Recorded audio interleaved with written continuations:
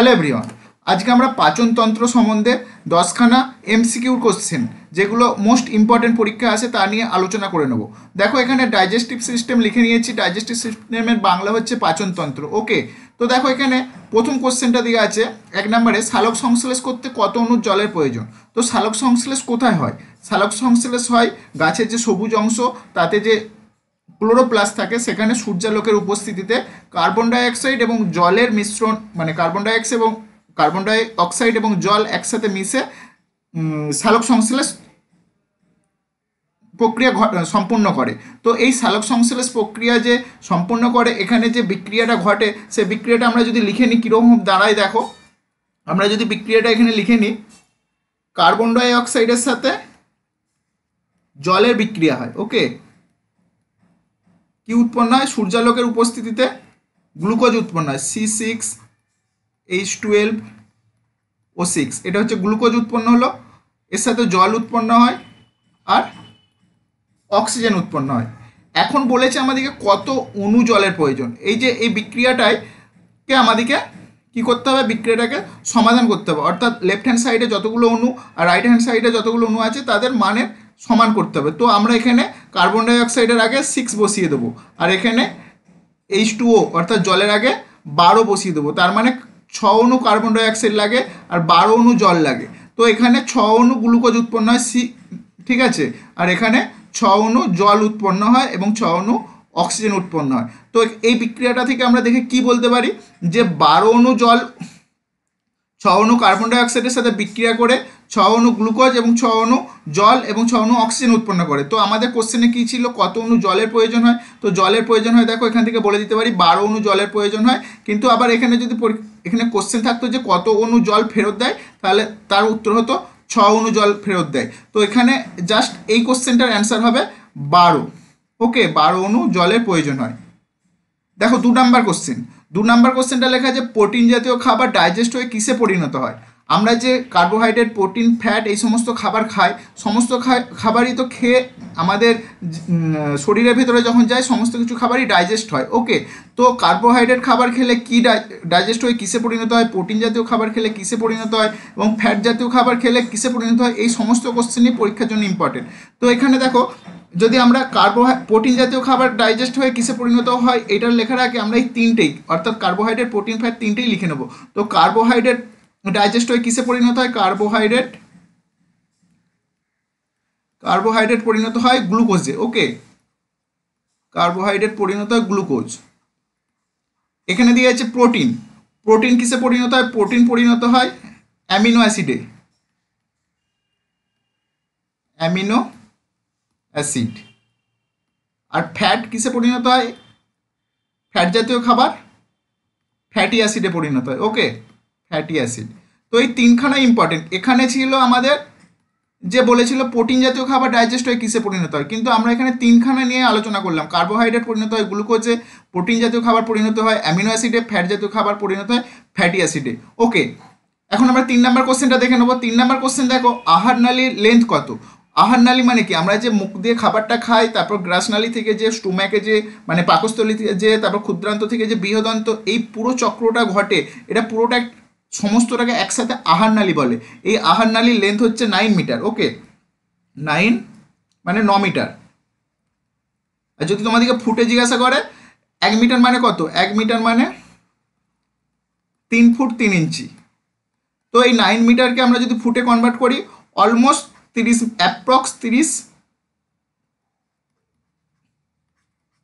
Foot হবে। ওকে, এটাকে তোমরা গুণ করে দেখবে 29 পয়েন্ট সামথিং হচ্ছে। তো তোমরা যদি ফুটে অ্যাপ্রক্স, এটা আমরা অ্যাপ্রক্স লিখে দিতে পারি, এই 30 ফুটটা এক্স্যাক্ট নয়, অ্যাপ্রক্স।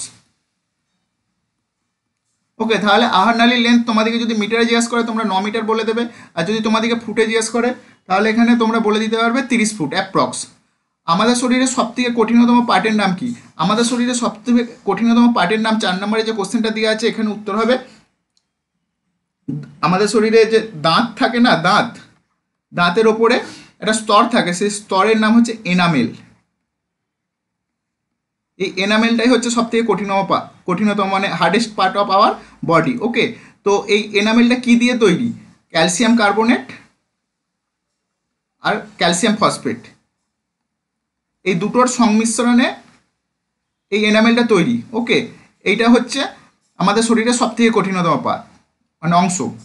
5 দেখো কোশ্চেন দিয়েছে মানুষের জীবের কতগুলি স্বাদকণিকা থাকে। আমরা যে খাবার খেলে যে টেস্ট অনুভব করি, যে ঝাল না মিষ্টি না নোনতা, এই যে খাবারটা টেস্ট পাই কী থেকে পাই? জিভে কিছু স্বাদকণিকা থাকে। ওকে, তো এই স্বাদকণিকা থেকেই আমরা খাবার পাই। বয়স বাড়ার সাথে সাথে আমাদের স্বাদকণিকার সংখ্যা কমতে থাকে, তাই আমরা বয়সকালে যে এই খাবারের টেস্ট মানে এক্স্যাক্ট টেস্ট বুঝতে পারি না, অল্প বয়সে যে টেস্টটা বুঝতে পারি। তো এখন বলেছে এখানে মানুষের জীবে কতগুলি স্বাদকণিকা থাকে। তো এখানে অ্যাপ্রক্স আমরা বলতে পারি স্বাদকণিকা থাকে 2000 থেকে 8000, এটা হচ্ছে অ্যাপ্রক্স। ওকে, অ্যাপ্রক্স। 6 নম্বর কোশ্চেনে দেখো মানবদেহের সব থেকে লালাগ্রন্থির সংখ্যা কটি এবং কী কী। এখানে কোশ্চেনটা এরকম হবে, মানবদেহের লালাগ্রন্থির সংখ্যা কটি এবং কী কী। সব থেকে লেখাটা এক্সট্রা লেখা হয়ে গেছে হয়তো। মানবদেহের লালাগ্রন্থির সংখ্যা কটি এবং কী কী। মানবদেহের লালাগ্রন্থির সংখ্যা টোটাল হচ্ছে 3 জোড়া। আর যদি সংখ্যায় বলা হয় 1 জোড়া মানে 2টো হয়, তাহলে 6টা। বলেছে কি কি। ওকে, মানে এই যে লালাগ্রন্থিগুলো বললাম 6টা, এদের নাম করতে বলেছে। তো আমরা যদি নামকরণ করে দিই, দেখো প্রথমে আছে প্যারোটিড গ্রন্থি, প্যারোটিড। তারপরে আছে সাবলিঙ্গুয়াল, সাবলিঙ্গুয়াল। আর 3 নম্বরে আমরা বলতে পারি সাবম্যাক্সিবুলার, সাবম্যাক্সিবুলার। তো এই যে তিনটে আমরা লালাগ্রন্থির নামকরণ করলাম, এগুলো প্রত্যেকটা জোড়ায় জোড়ায় আছে। ওকে, তো জোড়ায় জোড়ায় আছে বলে 3 জোড়া, মানে তাহলে 3 দুগুণে 6টা। তো এদের মধ্যে সবথেকে বড় লালাগ্রন্থি হচ্ছে এই প্যারোটিড, যে 1 নম্বরে যেটা লিখেছি এটা সবথেকে বড়, আর সবথেকে ছোট হচ্ছে এই সাবলিঙ্গুয়াল। ওকে, এই যে 6টা মানে 3 জোড়া লালাগ্রন্থি বললাম, তার মধ্যে সবথেকে ছোট হচ্ছে সাবলিঙ্গুয়াল আর সবথেকে বড় হচ্ছে প্যারোটিড। এখন 7 নম্বর কোশ্চেনটা দেখো। 7 নম্বর কোশ্চেনটা বলেছে পাকস্থলীর আকৃতি কীরূপ। আমাদের শরীরের ভেতরে যে পাকস্থলীটা থাকে তার আকৃতি, এর আকৃতিটা এই কোশ্চেনটা মাঝে মধ্যেই কম্পিটিটিভ এক্সামে আসে। তো এর উত্তর হবে ইংরাজি বর্ণমালায় যে আছে না আয়ের পর যে, এই যে এর মতো দেখতে হয় পাকস্থলীর আকৃতিটা। এখন 8 নম্বর কোশ্চেনে দেখো গ্যাস্ট্রিক গ্ল্যান্ড মানবদের কোথায় থাকে। গ্যাস্ট্রিক গ্ল্যান্ড মানবদের কোথায় থাকে, কোশ্চেনটা খুব ইম্পর্টেন্ট একটা কোশ্চেন। তো এই গ্যাস্ট্রিক গ্ল্যান্ড হচ্ছে মানবদের এই পাকস্থলীর মধ্যে থাকে। ইংরেজিতে পাকস্থলীর ইংরেজিকে বলা হয় স্টোম্যাক, STOMACH, আর বাংলায় বলা হয় পাকস্থলী। এই পাকস্থলীর ভেতরে গ্যাস্ট্রিক গ্ল্যান্ডটা থাকে।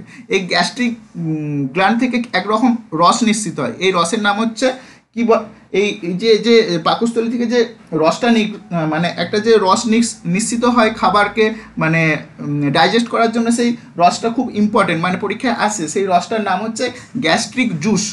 গ্যাস্ট্রিক গ্ল্যান্ড থেকে যে রসটা নিঃসৃত হয় তাকে বলা হয় gastric juice, gastric juice. Actually পাকস্থলীর মধ্যে এই যে গ্যাস্ট্রিক গ্ল্যান্ডটা থাকে না, এ থেকে দু ধরনের গ্রন্থি থাকে। 2 ধরনের গ্রন্থির নাম হচ্ছে, একটা হচ্ছে অক্সেন্টিক সেল,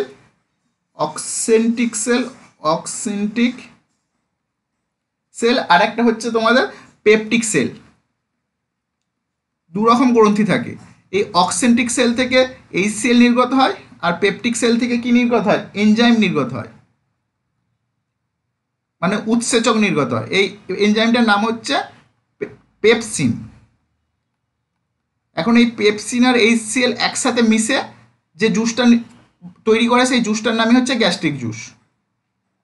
9 দেখো মানব শরীরের সবথেকে বড় অর্গান, মানব শরীরের সবথেকে বড় অর্গানের নাম হচ্ছে ত্বক, যার ইংরাজি হচ্ছে স্কিন। আর বলেছে সবথেকে বড় গ্রন্থি হচ্ছে লিভার। আর যদি বলতো মানব শরীরের সবথেকে বড় অর্গান না বলে সেকেন্ড লার্জেস্ট অর্গান বলতো, তখন কিন্তু এটা হয়ে যেত লিভার। এটা হচ্ছে সবথেকে বড়, আর এটা হচ্ছে 2 নম্বরে।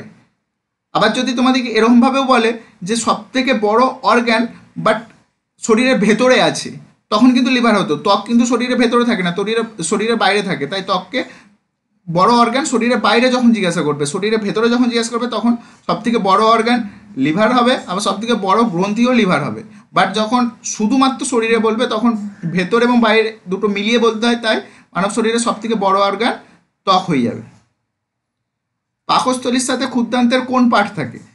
অর্থাৎ যে পাকস্থলীর পরের অংশ যে ক্ষুদ্রান্ত, এরা দুজনের মধ্যে একটা কানেক্টিং পয়েন্ট দ্বারা যুক্ত থাকে। এই কানেক্টিং পয়েন্টের নাম কি? খুব ইম্পর্টেন্ট কোশ্চেন, এটা খুব ইম্পর্টেন্ট কোশ্চেন যে এই কানেক্টিং পয়েন্টের নাম।